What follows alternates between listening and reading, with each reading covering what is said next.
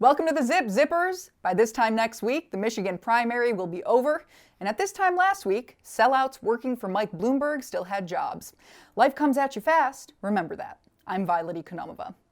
Our putz of the week is Gary Jones, the former UAW president charged with embezzling from the once respected union. A court filing suggests he's about to cop a plea. His crookedness, of course, may force the union under federal control. But we could take it all just a little easier if he didn't look like the dad from King of the Hill. Or if he at least had a shred of charisma, like this not-so-honest union leader who paved the way for him. Did you say that SOB, I'll break his back? Who? You. Say to who? To anyone. Figure of his speech, I don't even know who I was talking about, and I don't know what you're talking about. Just when you thought you'd have a choice in the Michigan primary, almost everyone has dropped out. Now it's down to two dudes in their late 70s, one of whom is still trying to figure out who his wife is. They don't call Super Tuesday for nothing. By the way, this is my little sister Valerie, and I'm Jill's husband. Oh no, you switched on me. This is my wife, this is my sister. They switched on me. And speaking of elections, Deadline Detroit is having a contest. We're asking people to submit a video of their best imitation of Bernie Sanders or Joe Biden. The winner gets a $20 gift certificate to Starbucks.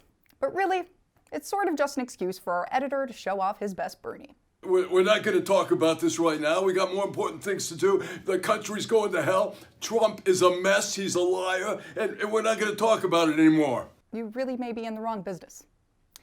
Before we leave this topic, let's just brief you on what's at stake.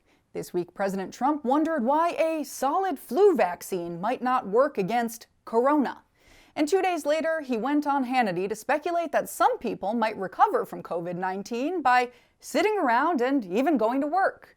Don't you feel better now? The president has a hunch. Global death rate at 3.4% and a report that the Olympics could be delayed. Your reaction to that? Well, I think the 3.4% is really a false number. Now, this is just my hunch. Let's head up to Macomb County for some comic relief. In Warren, things are so strained between cradle-robbing Mayor Jim Fouts and his council that the elected body voted to require him to start showing up to their meetings. The council says they want answers from Mr. Burns, but they say he's welcome to bring a date because the lucky young lady also works for city government as Fouts' secretary. State Rep Sherry Gay Dagnogo traveled to Washington last week to deliver a letter pushing to free ex-Mayor Kwame Kilpatrick from prison.